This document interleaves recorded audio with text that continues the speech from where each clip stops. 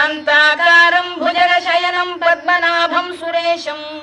विश्वाधारं गगनसदृशं मेघवर्णं शुभांगं लक्ष्मीकान्तं कमलनयनं योगिधृध्यानगम्यं वन्दे विष्णुं भवभयहरं सर्वलोकैकनाथं मेघश्यामं पीतकौशेयवासं श्रीवत्साङ्कं कौस्तुभोद्भासिताङ्गं पुण्योपेतं पुण्डरीकायताक्षं विष्णुं वन्दे सर्वलोकैकनाथं नमः समस्तभूतानामादिभूताय भूभृते अनेकरूपरूपाय विष्णवे प्रभविष्णवे